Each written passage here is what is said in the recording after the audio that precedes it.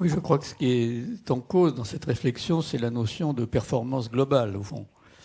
Dans un monde globalisé, qu'est-ce que c'est que la performance globale? Nous avions, au commissariat au plan, en 1992, fait un rapport, une commission présidée par M. Gandois, c'est sur la notion de performance globale, c'est-à-dire la performance qui réussit à unifier performance sociale, économique, financière, écologique. Voilà.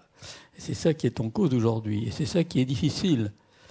C'est ça qui est difficile dans notre pays en particulier, parce que je trouve notamment que l'interaction entre l'économique et le social se passe mal chez nous. Et c'est pour ça qu'd'une certaine façon, on a besoin de trouver des points d'appui extérieurs, comme le culturel, sur lequel il y a un certain consensus, et sur l'écologique, sur lequel il y a aussi potentiellement, du moins, un consensus. Mais je crois qu'on aura du mal à construire tant que l'économique et le social continueront à se regarder en chien de faïence tout de même, ce qui est quand même assez largement le cas entre l'acteur économique qui regarde le social comme un handicap, comme une contrainte, comme un poids, ce qui peut être vrai. Je ne dis pas que ça n'est pas vrai, mais la performance sociale est aussi un atout qui permet le développement. On voit bien que quand les États-Unis n'ont pas un système de redistribution suffisant, ils sont obligés de doper leur croissance par des produits toxiques qui se retournent finalement contre l'économie. Donc la question d'une bonne liaison entre l'économique et le social est essentielle au progrès économique, à la performance globale. Et inversement, le monde du social, le monde des acteurs sociaux, au sens très large du terme, qu'ils soient syndicaux, associatifs, a tout de même une tendance assez forte de regarder l'entreprise comme le lieu du profit, le lieu de l'exploitation, et pourtant, quand les entreprises ne vont pas bien, le social ne va pas bien non plus. Voilà. Et donc, nous avons quand même un problème d'intelligence collective en France. Nous avons du mal à construire ensemble la performance globale. C'est quelque chose qui me frappe depuis très longtemps. C'est qu'en France, nous avons beaucoup d'intelligence collective, d'intelligence individuelle, pardon, mais l'intelligence collective, ce n'est pas une somme d'intelligence individuelle. C'est quelque chose de plus qui se produit ou ne se produit pas. Et c'est vrai que quand on regarde nos amis allemands, quand on regarde les pays nordiques, ils ont une capacité à construire ensemble qui est quand même assez exceptionnelle. Quand on voit quand même la performance de l'Allemagne, la réunification faite à un taux de change que tous les économistes déconseillaient, puisqu'ils ont pris le même taux de change pour absorber une économie sous-compétitive, énorme redistribution, et puis ensuite politique de modération salariale pour permettre la reprise de l'emploi, et puis finalement voilà, la compétitivité, et réforme du marché du travail, et ils arrivent finalement avec un taux de chômage pratiquement stable, même plus bas aujourd'hui qu'au début de la crise.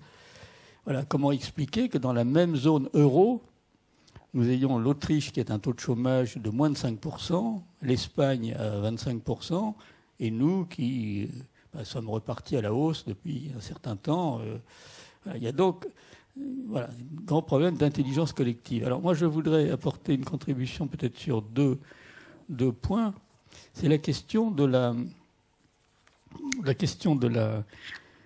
performance, de la qualité sociale de la production, et la question de la culture du sens comme arme nécessaire de redéploiement de notre vie collective.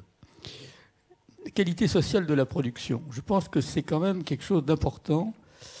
On ne peut pas continuer à fonctionner avec un système qui fait qu'on a à peu près 5 millions de personnes qui souffrent d'une manière ou d'une autre d'insuffisance de travail. Alors que dans le même temps, la vie au travail se dégrade. Et elle est jugée tout de même par beaucoup comme réductrice de la dimension humaine. Voilà. Donc on voit d'ailleurs beaucoup de cadres qui s'intéressent à la vie associative parce qu'ils ne sont pas satisfaits de leur vie quotidienne au travail. Le travail professionnel est quand même aujourd'hui soumis à un stress important. Donc cette évolution vers les suicides au travail est quand même quelque chose de préoccupant.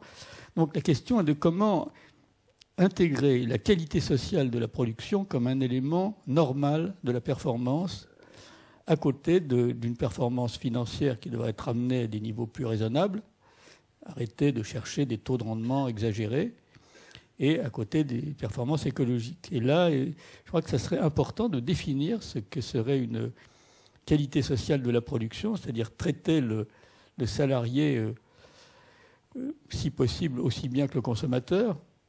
Je vais trop loin, évidemment. Et le travail implique un effort, alors que la consommation est plutôt un soulagement. Mais malgré tout, il y a un tel déséquilibre qu'aujourd'hui, c'est trop fort. Et une bonne partie aujourd'hui du travail se fait aux dépens de la vie relationnelle et de la vie spirituelle. Et en plus, il y a des personnes qui n'arrivent pas à accéder au travail. Donc il y a vraiment un problème qui rend très difficile tous ces problèmes de transition. Voilà. Alors, est-ce que la transition écologique peut aider à résoudre le problème? Sans doute, mais à certaines conditions. Je pense qu'il y a tout de même un mouvement de résistance à avoir pour que le système ne soit pas tiré vers le bas. Voilà. Donc, on retrouve le problème de l'interaction entre l'économique et le social. D'où les enjeux très importants des débats qui sont en cours.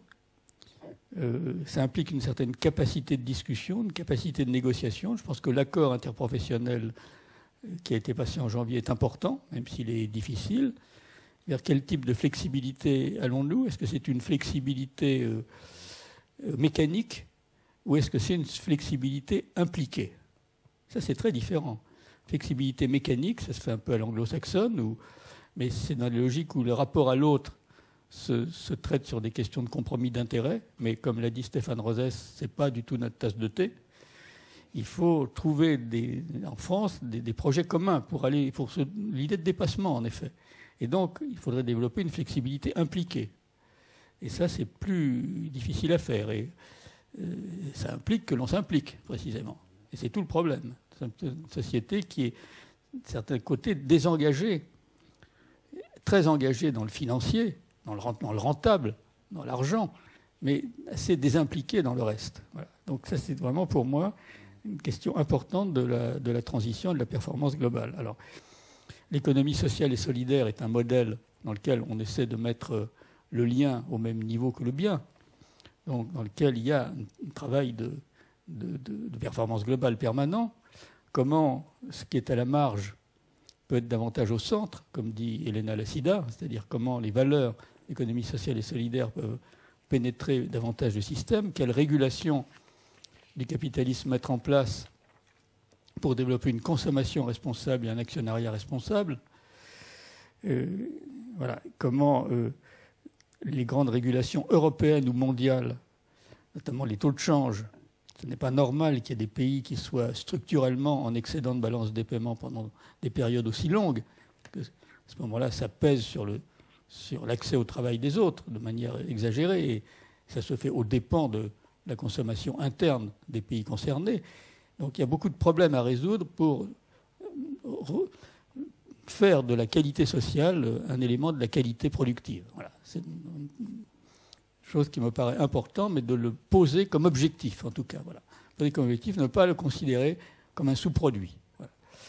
Alors, ça me mène à mon deuxième point, qui est quelles sont les bases culturelles qui permettent de penser cette qualité sociale comme un élément normal, comme un élément normal de la production, de la vie économique. Quelle est la culture qui va permettre cela?